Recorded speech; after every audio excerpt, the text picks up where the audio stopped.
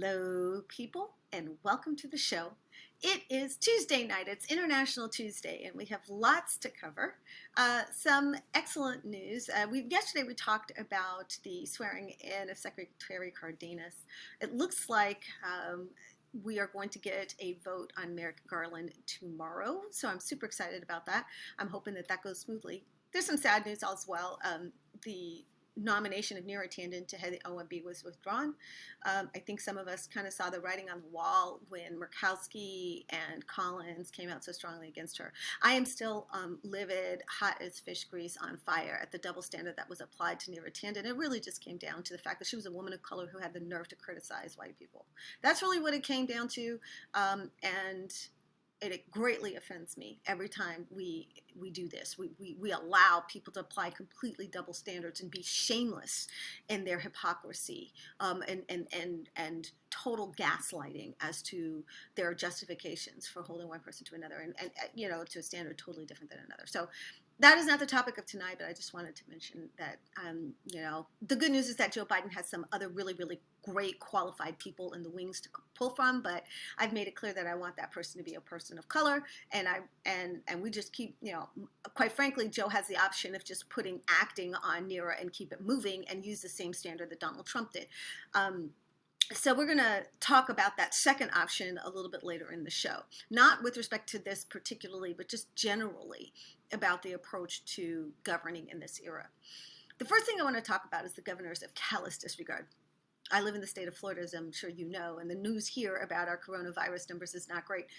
The news in Texas is even worse, and what's sad is that both the governors of Texas and Florida have decided that they're going to lift all restrictions and pretend like COVID is under control because a portion of the population has been vaccinated. Certainly not.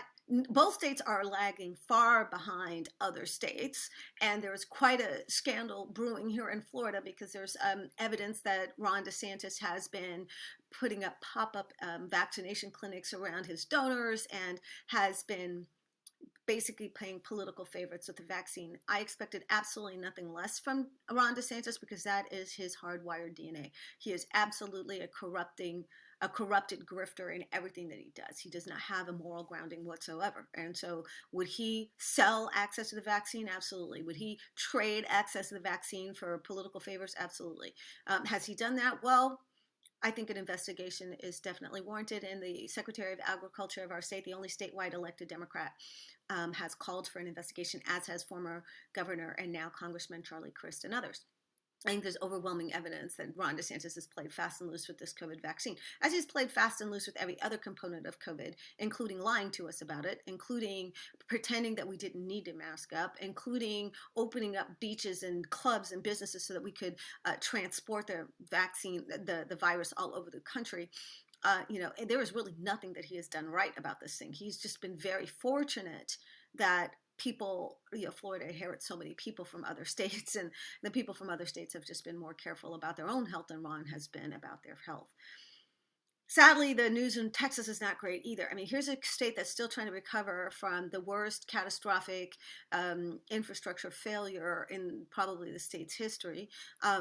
And now he's decided that he's going to lift all COVID protocols and pretend like it's over. And again, Texas is lagging far behind the rest of the country in actual vaccinations. And that decision is going to cause people to die. Some of you might be wondering, why would a governor actually choose to do something like that? Why would he risk his people? Why would he risk the businesses? And it comes down to this. Governors get a lot of pressure from businesses, chambers of commerce, donors who want business to get back to normal. And they want customers back. They want trade and commerce to recommence. And they believe that masks discourage people from going out, and they believe that the social distancing protocols are making it difficult for restaurants and clubs, and in Miami, for example, we have a lot of nightclubs. Hard to do social distancing when the whole point of the enterprise is snuggling up to people. So they want those enterprises open. And do they really care if that causes the spread of the disease? No, they don't. Because as far as they're concerned, those people are probably going to go off into the ether after they've had their night of clubbing, and they're not going to see these people again. So do they care whether they bring the virus and spread it amongst people at the club? No, they don't. I mean, I'm just being honest with you. They don't. In a trade-off between keeping their business open and taking care of people's lives, they would rather keep their business open. And that is a trade-off that has been made. That is a decision that's been made by people in Texas and in Florida. People like Governor DeSantis and Governor Abbott, they both have decided, hey, we would rather, claim economic strength than, and trade lives in the process. Here in Florida, we can lay at DeSantis's feet not just, irresponsible decision making, but also concerted efforts to hide the number of COVID deaths and COVID infections, intimidating people who and retaliating against whistleblowers who called him out on that, and all of these other things that we're now seeing. And I spoke at length yesterday about how just getting access to the vaccine in the state of Florida is like the Hunger Games because it's so confusing. And in fact, our main distributor of the vaccine, Publix supermarkets, which by the way, I was never a big fan of that, has had to come up with its own protocols because it cannot get a straight answer from the governor's office about what the protocols are going to be. And so Publix has just come up with their own. That's how derelict our governor is in his responsibilities. He's going to let anybody make decisions but himself, but he's sure going to take credit if anything goes well, and he's certainly going to pass on blame if anything goes badly. It is the Donald, I don't even want to say his name. It is the TFG school of governing. Take credit for anything good and pass off blame for anything bad. I am very worried about what the impact of Texas and Florida, two of our most populous states, now pretending like COVID is under control, because we're this close to actually getting this thing under control. I was very skeptical when the Biden administration came in and said, hey, we think we can get this thing under control by the summer. I was kind of like, really? But there were some developments that I did not see coming. For example, a third vaccine. I did not see that coming, right? I didn't know that was in the works, and apparently it is. And Johnson & Johnson vaccine has been shipped out today. It is hitting the ground tomorrow. It will be available to people. And of course, Joe Biden invoked the Defense Production Act, to get more companies to participate in manufacturing of the vaccine. In fact, I don't know if you saw the headline, but Merck, which is a direct competitor of Johnson & Johnson, has agreed to produce the Johnson & Johnson vaccine. So they work together to increase capacity. That's what American ingenuity and know-how can do. And if they could do it now, then they could have done it when this first vaccine was first developed. But unfortunately, the vaccine was first developed on Donald TFG's watch, and he didn't want it to be successful. He didn't want it to be dispersed. He didn't want to use the mechanisms available to him to get it out to as many people as he could. He could have done it. He didn't want to.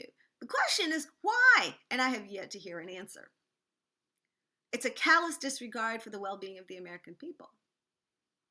That's really what it's all about. We saw it in TFG, and now we see it in DeSantis. We see it in Abbott. Total callous disregard for the well-being of the people. Why would Ted Cruz disappear from his own district when it's under that kind of an emergency? Because he has a callous disregard for the well-being of his people. What's frightening to me is not that these men are so monstrous in their approach to governing. What's frightening to me is how many people are being bamboozled into thinking that they're doing a good job. We've got to do something about the ubiquitousness of RNC messaging that is piped through Fox News, selling to people that this is all great, grand, and fabulous. Because this is the same outlet that told people this thing was a hoax in the first place. Fox News has blood on its hands for lying to us in the first place, and people are going to actually believe what they see on Fox News. They're going to go and they're going to take off their masks, they're going to act in risky ways, and we're going to have another surge of deaths. The only thing that will keep that from happening is if some people are smart enough to keep wearing their masks, socially distancing, and the vaccine gets out fast enough to mitigate the worst possible scenario. But your guess is as good as mine as to which one of those scenarios plays out. As much as I know that it would be politically better for us if it was scenario number 2, I am still very much praying for scenario number 1. I'm praying for people to stay socially distanced, wear their mask anyway, that the vaccine catches up and somehow we mitigate the inanity, the stupidity, and the callousness of the governing of people like Ron DeSantis and Greg Abbott. So if you're in the sound of my voice and you're hearing this, don't trust what you hear from your neighbors, your friends, or anybody else. COVID is not under control. It's getting there, but it's not there. So let's not fumble the ball on the 10-yard line. Continue to wear your mask, continue to socially distance, act like the person next to you hasn't been vaccinated because they probably haven't been, even if you are. Care about their well-being. Be a decent neighbor. Be a good patriot. Let's get this thing under control. And definitely, when you get an opportunity, vote out the callous disregard governors of America. If you like what you just heard, you can find out so much more and hear so much more on my Patreon channel, patreon.com/Pam Keith FL. That's where you hear the rest of this discussion, and there's lots more to share.